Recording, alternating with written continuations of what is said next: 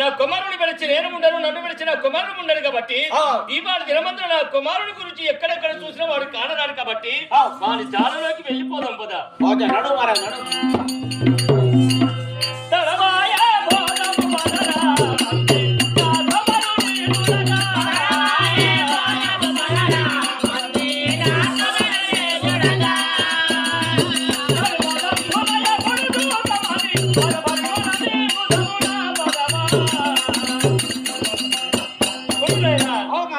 మా యొక్క కుమారుని చూస్తామని మరి 100 నేత్రములతో ఎదురు చూస్తూ ఉన్నాను కావున వారి జాడ కూడా కానరాదు. వాడు ఒక్కసారి కూడా నన్ను నాన్న అని పిలవటం లేదు.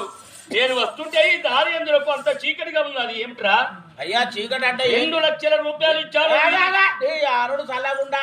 ఎందుకంటే పొలగాడు పుట్టిన కాంచాలే పొలగాడు చేస్తలే పడ్డావు. ఓ అది ఇప్పటికి అమ్మతోడు ఊళ్ళో పోతే ప్రజలు వాడుకుంటారంటే ఏమయ్యా మంత్రి నీకేమన్నా బుద్ధి ఉన్నదా? అంటే ఊళ్ళో అయితే రోడ్డు సౌకర్యాలు లేదు, ఓ నీళ్ళ సౌకర్యం లేదు, కరెంటు సౌకర్యం లేదు అని అంటే ప్రజలందరూ నన్ను చుడతారు. అమ్మతోడు నీళ్ళే పోతాను కొడుకును పట్టుకొని మధ్య అంటే సంబరపడతాను.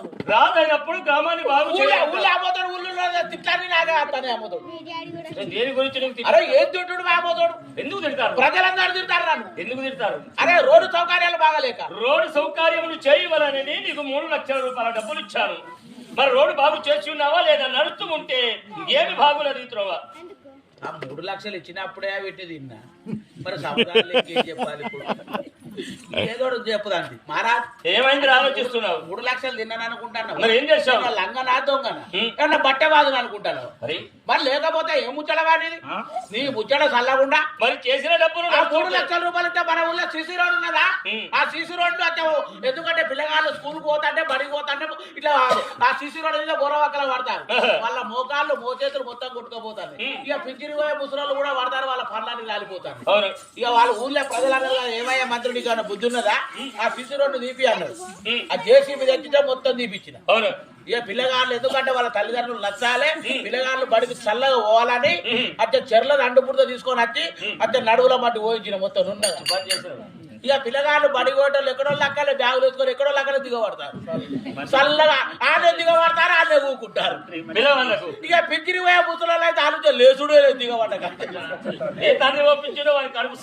వాళ్ళు బాధపడగా వాళ్ళు పిచ్చి తెస్తారు, అక్కడ దగ్గర అప్పు చెబుతారు. ఇప్పుడు తెలివి.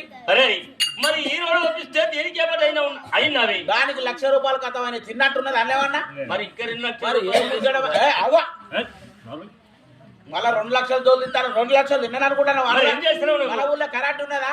ఆ కరెంట్ పోల్ అని వీకిచ్చిన. మరి అక్కడే వేపించరు. ఎందుకు వీకిచ్చిన అంటే